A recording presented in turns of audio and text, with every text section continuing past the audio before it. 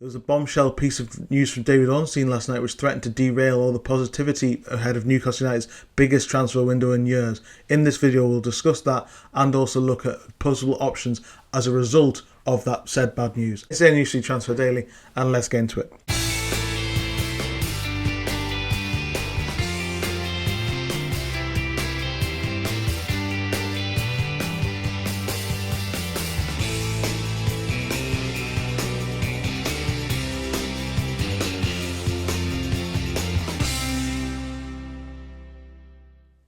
Hello, good morning, and thanks so much for joining me once again. If you haven't already, please do subscribe. 1,000 views on yesterday's video was absolutely huge. Can we repeat that? The same number of likes, over 100 likes would be amazing as well. Get involved in the comment section below. On today's video, we're going to be discussing the news that Bryan Mbeumo is looking set to join Manchester United, and then looking at the plentiful options that Eddie Howe and the recruitment team have to go in the other directions that they may well go in, and the key differences between those targets and Bryan Mbeumo. I just want to make something clear. I said on Twitter last night, and I think this is a common misconception that people will and have sort of used against the club at the in the last sort of 12 hours, is that Newcastle haven't acted slowly here. They haven't done something wrong. They've just, what happens with these things is that the talks with the agent happens before any bid. So Newcastle, I think Tottenham were on the list, Arsenal and Manchester United have all made their pitch to Bryan Mbeumo effectively in the same way that Newcastle did with Dean Howson earlier in the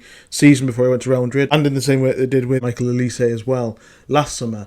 You make your pitch, and then whoever their player chooses, then that club then goes and bids. The talks with Brentford haven't started yet. Manchester United will now start talks with Brentford. They'll now discuss the fee and come to an agreement. But Mbeumo making that choice is his choice. It's not that Newcastle didn't do anything well enough. It's not that Newcastle didn't do anything quick enough. He's made that choice to go to Manchester United. This is not something that Newcastle could have done differently. It's not that Manchester United are ahead of them in any way. I know they've already signed Cunha, but as I said last week, that's a release clause. It's a very easy deal to do. Newcastle are not ones to want to get into public chases. They're not ones to want to get into huge bidding wars. They've got limitations in terms of what they want to spend on players, and there was a report last night that Bryan Mbeumo wanted £180,000 a week, which would have made him the top earner when they're already looking at a contract for Alexander Isak this summer.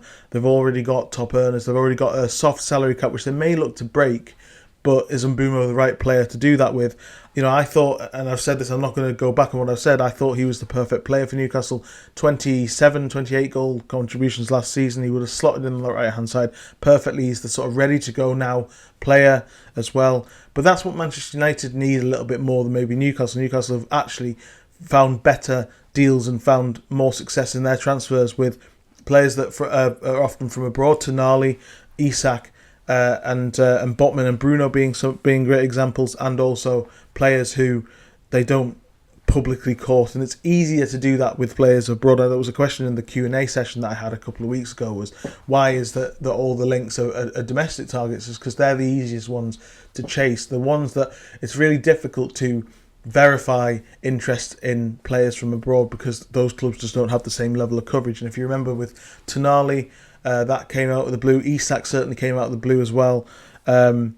So that's where I think Newcastle will most likely look. And the crucial thing was the best signings that Newcastle have made are between 21 and 23. And that's really what they're probably looking at this summer. As much as I think Mbeumo would have been the perfect player, he's ready to go now. He's 26 in August, so he's got some great years ahead of him, and he's a perfect fit for Manchester United. I'm not going to deny that in my mind. It's a blow for Newcastle. But is he going to get better than he is already? Is he just going to, he might keep up at this level, but is he going to actually improve and go one step further? And I think the fact that Newcastle have found other players who have higher ceilings, who maybe aren't at the level that Mbeumo is now in the past, maybe that's what they're looking to do. So we'll get onto a few of those names in a minute. But yeah, I think that this is a shame, but also I think it's just a case of moving on. Newcastle did their best. They did their best with Olise. They did their best with others as well. It felt like the fans were getting into the sort of dangerous precedent that they did with Lucas Paquetá and James Maddison, where they decided basically amongst the fan base that was the player that was going to happen just based on what they know. But actually what we all understand is that Newcastle have have a precedent and have a track record for signing players without the public knowledge and without people knowing that that's what's going on. So I think that Newcastle will move for players that maybe you're not expecting, and I've got a few players on this list that I want to talk about today, not in great detail, but we'll run through a couple of stats and I'll sort of make the cases for them. Some have been linked, some haven't, but basically the approach I've taken is to find talented right wingers who are in that age bracket of 21 to 23. So there was someone who's on the recruitment team at Liverpool during the Jurgen Klopp era said in an interview that I saw recently was that they had a rule of basically not signing anyone above the age of 24. I think the only one that they did as a big signing was Van Dijk, and that was because he was a centre-back. Generally, it was 24 or under because you want to be able to hit their stride at the club rather than coming in as the finished article and only declining. Probably the case with Mbeumo. But you look at Isak, he came in when he was 22, he's now 25 and he's absolutely at his best. Tonali was 23, Gordon was 21. That's what Newcastle are aiming to do, I think. The person I want to start with is Nani Madueke. We know that Newcastle are interested, and yes, I've talked about European players and he's a domestic target, but there's a report in, I think it was the Mirror and the Guardian have also picked up as well, that Madueke could be available this summer because Chelsea have seen a stunting in his development, and they also have other targets. They want Jamie Gittins, who we've spoken about on this channel as well, and a couple of other players are on their list as well. Now, I understand people might think, well, if he's a Chelsea reject, why do Newcastle want him? But I think there's a real player in there. The stats here are okay. You can see the sort of the outskirts of a profile of a player that Newcastle could work with, Eddie Howe could work with, very much in the sort of Anthony Gordon way of playing in terms of getting forward, running. You see the progressive take-ons, the goals and assists. He's got good stats in there, but he's not necessarily a creative player. He's not somebody who's going to pick a pass necessarily, which a couple of other players on this list are. But Newcastle were interested last summer. They explored the possibility of a loan deal. And I wouldn't be surprised if they're interested again. And I think generally my attitude towards Chelsea players is that the culture that just doesn't exist there. It's all about individualism. It's never really about the team ethic and never really about the team collective. I think there's a player that can be saved there. He's 23 and he only just turned 23 in March as well. So Madueke would be a really, really interesting player for me. At a cut down price, they only paid £30 million for him. I don't think that they would be able to be demanding something in the sort of 45-50 million. If you could get him for around 30-35, I think that's a deal that Newcastle could do, because I do believe that there's a real player in here who liked him since he was at PSV Eindhoven. And I think if you look at, as you say, if you look at the stats, they're not brilliant across the board, but he's still very mouldable. He's still a cracking player for me. So if the price was right, I would absolutely look at this one for me. And if Chelsea are willing to do a deal, then get on the phone. But it depends on the price. And then we move on to Takefusa Kubo, who, this one is a real player that I think I really want Newcastle to sign. He's my ideal player, and I think I've said that in the past, because very much similar to Isak in the fact that lots of top clubs have looked at him. He's got a really high ceiling. I think he's 23 at the moment. He's been at Barcelona, Real Madrid, lots of clubs in Spain, really settled and found his feet at Real Sociedad before last season, where he had a difficult spell. That's a very, very Isak-like progression, if you like. And I've really liked this player since I've read about him when he was at FC Tokyo, and I've followed his career since, and I do get very much Isak vibes from him, not in the sort of style of play, but in the trajectory. Lots of clubs have been linked with him, Liverpool, Arsenal in the past, but they've all turned their nose upon him because of a poor season last year, which was a poor season for Real Sociedad as well, let's be honest. He didn't shine in a poor team that struggled, and I think very similarly to Isak, that's sort of taken the heat off him, because a couple of years ago, lots of top clubs were chasing, lots of top clubs were interested, and the fact that Newcastle could pounce now and really take the reward that they got with Isak, that's for me what I would look at. Yes, his stats have dropped this season, but his take-ons, his touches, and his shot-creating actions, like, they're the basics. They're the sort of, that's what you look at. It's the stats that back up the eye test, not necessarily the stats that suggest how good he's been in terms of end product or goal contributions, which I think can be a little bit misleading sometimes. These stats are the basics. These stats are the fundamentals of his game. And I think for me, Kubo at the right price, and I think you're looking at sort of 40, 50 million, less than Mbeumo, because it was 54 that we talked about the other week for Mbeumo. It's apparently 60, 65 at the moment that Manchester United might need to pay Brentford. Yet, yes, you're looking at a player who's a little bit more of a risk, but his ceiling is so much higher, I think, because he's a few years younger, and he's got a big, big future for me. And very much like Isak, as I've said before, Kubo is the sort of player that you're looking at really taking that gamble and taking the reward, because Isak, when he came, lots of people said 63 million was far too much. Arsenal had turned their nose upon him. Now they're absolutely desperate for him and they're regretting their actions. And I think that's where Newcastle, and Eddie Howe sort of said this before about not going and getting the finished article, getting the player below that. That's why they ultimately haven't got Mbeumo, but Kubo certainly fits into that mould for me, and he's the player that I would absolutely love Newcastle to sign this summer. So Yoan Bakayoko, again, Newcastle have on their radar. They were linked heavily in January. You're looking probably sort of 25 to 40 million. Again, he's had a bit of a tough season. Only played 30 games last season, 9 goals and 1 assist, as opposed to the previous year when he got 9 assists and 12 goals.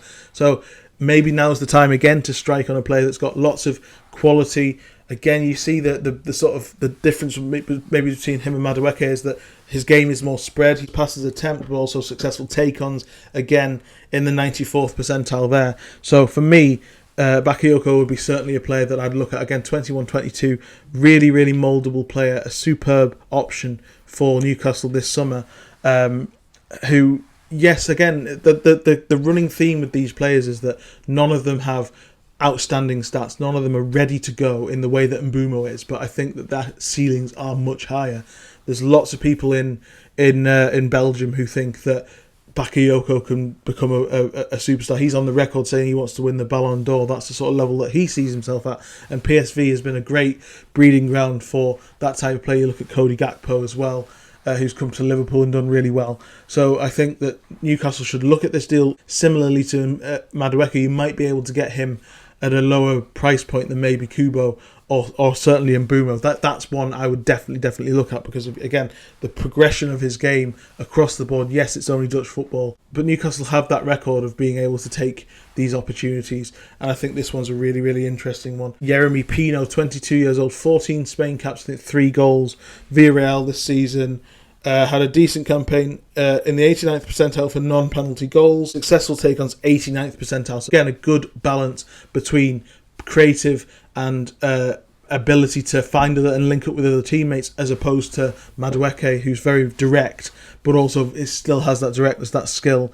Quite slight, so maybe a little bit of a risk, but another one who really does sort of fit that bill of somebody who's got a massive, massive ceiling, a big future ahead of him, but takes that gamble. And I think that for me, Yeremy Pino would be somebody who you're probably looking at sort of maybe 30 to 40 million pounds. The reason why I want to go for Kubo, in my opinion, is because if Newcastle can't then go and get a creative midfielder, he can also play in that number 10 role and maybe give them the option to change the system. Maybe Pino could do the same. He's very, very direct, but also very creative. Got a decent goal scoring record. He is another one who really fits the bill for me in terms of getting that balance between being ready to take the next level, but also has so much more to give in that position.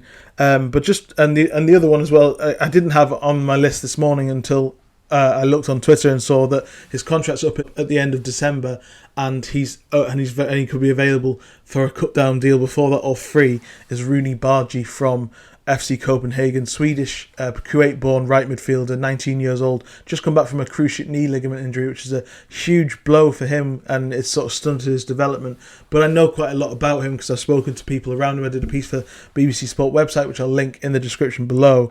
For me, this would be a little bit more raw, as you say. There aren't stats to sort of back up what he's done, and he's played at a very low level in terms of even compared to the others on this list. But he's sort of lit up the Champions League when he's played. He's been a bit part player for them.